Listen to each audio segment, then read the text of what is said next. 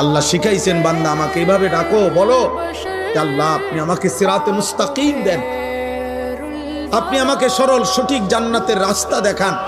তবে সেই রাস্তা তো অনেক লম্বা, এখান থেকে জান্নাত এত লম্বা পথ আমি একা পাড়ি দিতে পারবো না মামা।